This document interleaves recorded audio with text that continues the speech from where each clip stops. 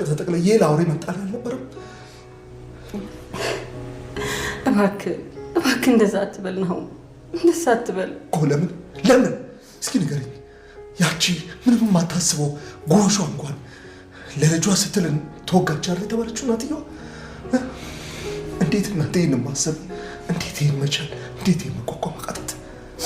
አላውቅም። እኔ ምን እንደምል አላውቅም።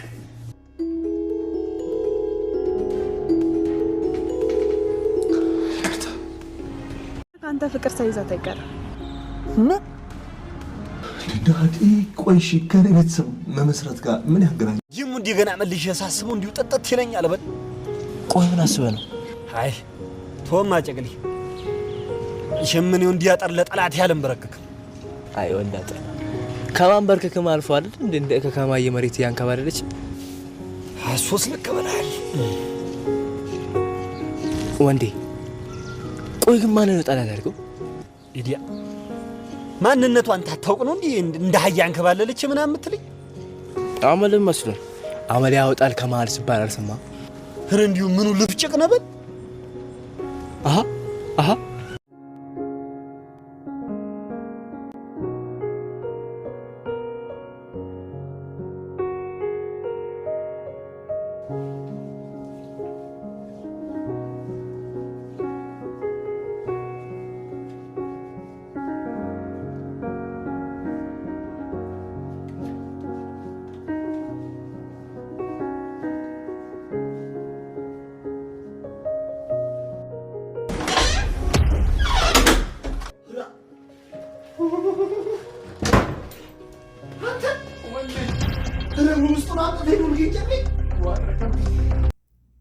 ትልቁ እንጀራ ሊጥ ሆነ። ጨቅሌና ወንድ አጥር ከሪች ቤት ይጓተቱ ገቡ። እሷስ ምን እያደረገ የጠበቀቻቸው? እግሯን ባዝሊን እየተቀባች ብቻዬን ነኝ ብላ ልብሷን ከፍ አድርጋ እየተሻሸች ነበር። የዚህ ጊዜ ጨቅሌ ከፊት ለፊት እንዲህ ሲል ወይኔ ብሎ ወዲህ ኋላ ሊወርቅ ደረሰ። ወንዳውክም ፈርተው የገጠር ሰው ናቸውና ፊታቸውን ሸፈን አደረገው። ዛሬ እየጎተትከው ወዴት ይዘኸኝ መተህ ነው ስትለው እሷም ቶሎ ልብስ አደረገኝና ቀሚሷን ፈጣ ደንግጣ ነበር የቀረችው። በጣም ይገርማል። የጨቅሌና የወንድ አጥር ስራ ጉድ እኮ ነው። አምራን የጩናን ፍቅር ነገረችው ለዳግም።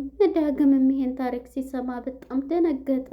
እንዴ እየቀለድሽ መሆን አለበት እያለ እያሾፈ ነበር። እውነቱን ስነግርህ አፍቅረሃለች እያለው ነው። እሱ ግን ከአምራን ልቡ ገባ እያለ ይመስላል። አምራንን የወደዳት ይመስላል። ለእሷ ማሰብና ማስታወስ እየጀመረ ነው። ዳጊ ጸባይዋ ከተስተካከለ በኋላ ሊጎትታትም ሊያፈቅራትም እያሰበ እየተጠጋት ይመስላል። ጉድ እኮ ነው። አምራን ከእውነቷ የተቀየረች ነች እያለ ነው። ነገር ግን አሁንም ሁሉንም ነገር ወደ እህቷ እየሄደች ባለችበት ሰዓት ማለት ነው ወደ ሆስፒታል ስትሄድ እሷም አግቷት ነበርና ነገረችኝ እኮ ደግሞ በጣም ትቀድጃለች እያለ ምንም ማለት ነው ስትለው ደግሞ ታፈቅርሃለች ብላ ነገረች። ይህንን ሾፍሽን እንደው እንትን ብትይ ድሮስ እናንተ ወንዶች የሚነግሯችሁ ምን ትወዳላችሁ ብላ ተቆጥታ ሄደች። ሰላም ጤና ይስጥልን ውድና የተከበራችሁ የቻናሌ ቤተሰቦች እንኳን ወደ ቻናል በሰላም መጣችሁ። እንግዲህ ኑሃሚን የተሰኘው ክፍል 109 ተለቀቀ። እንግዲህ ወደ ክፍል 108 ስንመለስ ብዙ ነገሮች ተፈጥረዋል ማለት ነው። ወይዘሮ ዝኑና ፈንቱ በጣም ተፋጠው በጥያቄ መስቀለኛ ጥያቄ እየጠየቀቻት ነበረ ፈንቱንም እንግዲህ ሁሉንም ነገር እኔ ከዛሬ 30 ዓመት ብርቱካን ትርንጎ የምትባል ሰራተኛ ነበረችኝ። እሷም ደግሞ እዚህ ልጅ ወልዳ ጥላ ሄዳለች። እኔና አቶ ለይኩን እያለች እኔ ስለዚህ ህይወት ምን አገባይ ብትልም ያገባሻል፣ በቀደም ለብሰሽ ስወጪ እንደውም ድንግጥ ነው ያልነው ሁለታችንም ስትላት ነበረ። በዚህ የተነሳ በጣም በመደናገጥም እሷም እየተንቀጠቀጠች ነበር። በመጨረሻ ግን ሁሉንም ነገር ነገረቻት፣ አስጠነቀቀቻት። ስለምትየው ነገር አላቅም እያለ ነበርና አቶ ለይኩንም ደርሶባቸው ስለነበር ትቷት ነበር እየሄደው። የዚህ ጊዜ እሷንም እየነገራት ነበርና ለምንድን ነው ይህ እኮ በጊዜ የሚሆን ነገር ነው ድሮም አንተስ ብላ በመቆጣት ወይዘሮ ዝኑና አቶ ለይኩን በጣም እንትን ይላሉ። ከክላሷ ትሄድና እዛ እያለቀሰች ነበር። ከድንገት መጥቶ እንግዲህ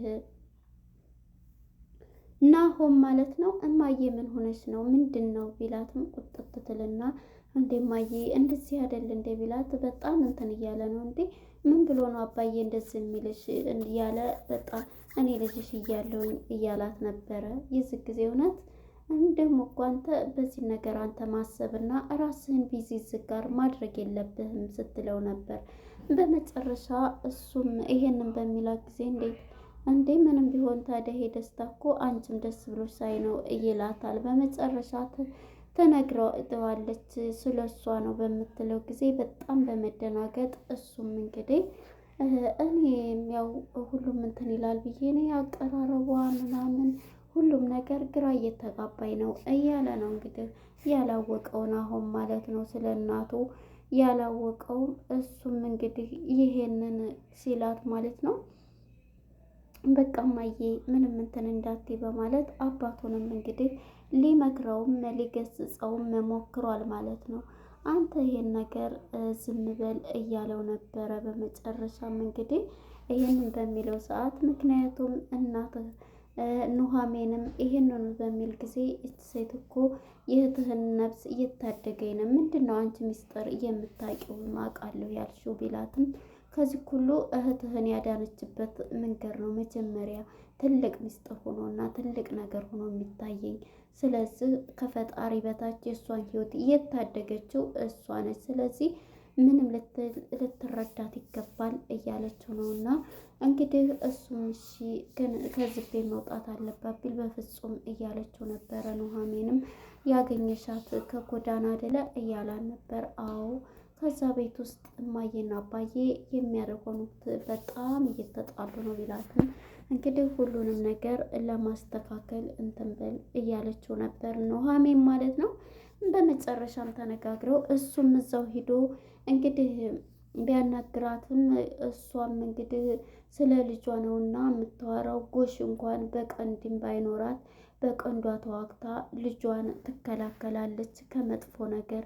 የኔ እናት ግን ጥላይ ነው የሄደችው እያለ በእርግጥ እናቴ በጣም ጥሩ ናት እያለ ወይዘሮ ዝኑንም እየተናገረ የወለደችኝ እናቴ ግን ልጇን እንዴት ጥላ ትሄዳለች እንዴት ብሎ በጣም እየተናደደ ለሁለተኛ ቀን ሲነግራት እባክህ ናሆሜ እባክህን እያለች ታለቅሳለች። በጣም ስሜታዊ ትሆናለች። ብነግርህ አይገባህም ስትለው ነበረ ስትለው ነበርና በመጨረሻ እንግዲህ ይሄንን እያለች ስታለቅስ ለምንድን ነው እንደዚህ እንትን የምትይው አንቺ ሲላት አይ በቃ የእሷንስ ችግር ማናየውና ምንስ እንደሆነች ማን ተረዳ እያለችው ነበረ። በመጨረሻ እንግዲህ ይሄንን በምትለውም ሰዓት እሱም ሊረዳ አልቻለም። ያው ግን የሆነ እንደዚህ ስታለቅስ ምናምን ብዙ እንትን እያለ ነበረ ማለት ነው። በመጨረሻ እንግዲህ እሱም ይሄንን ብሏት እሷም ከአባቱ ከአቶ ለይኩን ጋር እየተነጋገረ ነበረ።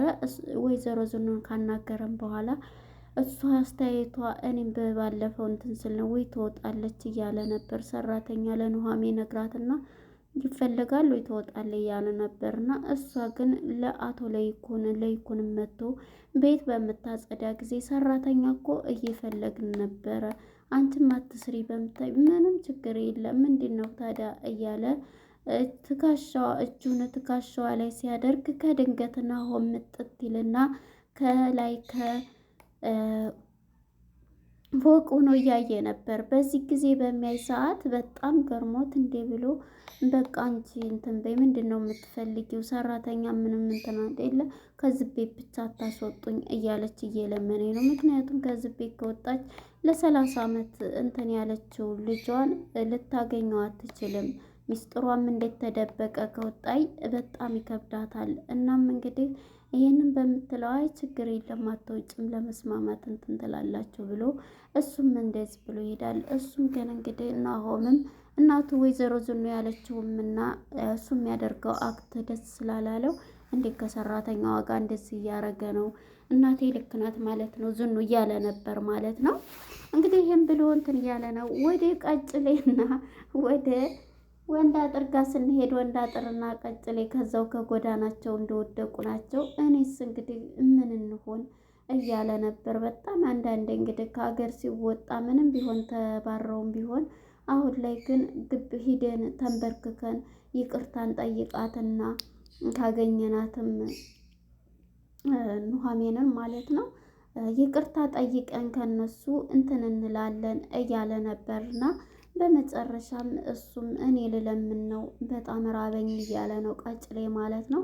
ቀጭሌ እንግዲህ በቃ እንሂድ እሺ እያለ አሁን ነፍስ ገዛ፣ ስለዚህ ይቅርታ ትጠይቃለህ እያለው ነበረ። በመጨረሻም እንግዲህ እሱም በቃ ልጠይቅም ሂደን ያን ግቢ መጠየቅ አለብን ካልሆነ እያለ ነውና እኔ እንደው ስንቱን ሰው እንትን እንዳላልኩኝ እያለ ይሄው አንበረከከች እያለው ነበረ ቀጭሌ ማለት ነው። አንተ ጋር ነው እንደውም ይሄንን እንትን ስል እያለው ነው። እና በመጨረሻ እንግዲህ እነሱ መንገዳቸውን ቀጥለዋል ማለት ነው። ወደ ዳግም ጋር ስንሄድ ዳግምና ማነጩና ኑሐሚንና አምራን ማለት ነው በአንድ ወደ ዳግም ጋር እየሄዱ ነበረ። ዳግምና አምራን ወደ ዳግም ጋር ሲሄዱ ሁሉም ተገናኙና እሺ ቁርስ ልጋብዛችሁ ምናምን ሲል አይ እኛን እንኳን አትጋብዛን ብላ እንግዲህ ሴት መስላለች ጩናም ማለት ነው። አሁን ላይ እንግዲህ የዶክተሩን ነገር እየነገሩት በጣም የተባረከ ነው አንቺ ራሱ እንደዚህ ማረግሽ እያለ እንዴ እኛማ ምን ታደርገዋለህ በዚህ ደረጃ እያለች አምራንም ተቀይራለች አሁን ላይ ማለት ነው። እንግዲህ ሁሉንም ነገር የሆነችው በዚህ ምክንያት ነው። የሰው ኪስ እየሰረቀች ያደረገችው ነገር ጥሩ በዚህ ደረጃ ባይሆን ይሄ ጥፋቷን ጥፋት ነው እያለ ነበርና ዳግምም ሲል ነበረ። ግን ደግሞ ሂዱ በቃ ሄደችና እሷም ቻው ብላ ስልኩን መለሰችለት። የዳግም በቃ ተቸገረሽ እኔ ስልኩን እሰጥሻለሁ ቢላትም አይ በፍጹም አመሰግናለሁ በማለት እንግዲህ ጩናም ትሄዳለች። እንግዲህ ኑሐሚንን አምራንና ዳግም ተቀምጠው ግን አንድ ነገር ልነግርህ ነበረ ስትለው እንዴ ግን ሌላ ጊዜ ትለዋለች። ምንድን ነው ብሎ እሱም ልስማች በቃ ንገረኝ ሲላት ጩና አንተን አፍቅርሃለች ሳታፈቅርህ አትቀርም ስትለው በማለት እያቀለዳችሁ የእናንተ መቀለጃ ሆንኩ እያለ ነበርና በመጨረሻም እንግዲህ እሷን በመስመር ላይ ስትሄድ ከድንገት ያገኛታል። የት እየሄድሽ ነው ቢላትም እህቴ ጋር ትሄድ ነው ብላ እሷን መስመር ላይ አግኝታት ሳለ እያወራን ነበር። ደግሞ ቀልዳችሁን ሰማሁኝ እያለ ነበር። ምን ማለት ነው የነገርሻትን ለአምራን እያለ ምንድን ነገረች እያለ ምንም አምራን የት ናት እያለ ለምን ፈለግካት ታገኛት ነው ለምን እያለች ከዛ እንዲያፈቅርሽ ነው የነገረችን ቀልዳቸው ያልቅ ሲላት ድሮውንስ ወደ እሱ አሁን እየሄድኩ ነው ቀልዱን ተይውና ሲላት እንዴ ድሮውንስ እናንተ የሚቀርባችሁን ጭራሽስ እንትን ትላላችሁ የሚነግሯችሁን ብላ ትታች ትሄዳለች ተቆጥታ ማለት ነው። ጭዩና ማለት ነው እንግዲህ ዳግምም ወደ ነው አምራን ጋር አምራንን ፍለጋ ሄዷል።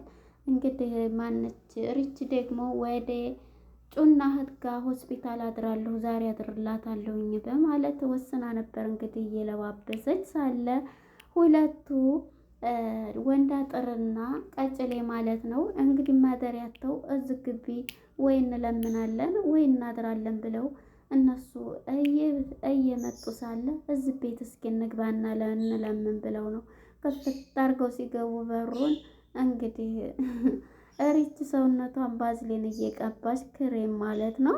ከድንገት እነሱ ደስ ሲሉ ያሉ ሰውነቷን ቀጭሌ ወደ ኋላ ሊወርቅ ያኛው ደግሞ በለበሰው ጋቢ ቶሎ ብሎ ፊቱን ሽፍን እምኑ ጉዳ መጣኸኝ እምኑ መጣኸኝ እየተባባሉ ሁለቱ ማለት ነው እዛው ፈጠው ነበር የቀሩት። ሪችን በጣም ደንግጣለች ማለት ነው። የሁለቱ ስራ በጣም ይገርማል። እንግዲህ ሊለምኑም ወይም እዛ ግቢ ያሳድሩንም ቢሉም ሊሆን ይችላል። ነገር ግን የሄዱበት ርቀት እንትን አላላቸውም ማለት ነው። እንግዲህ ይህን ይመስል ነበረ ድራማው። እዚህ ላይ ነበረ ሊጠናቀቅ የቻለው ማለት ነው።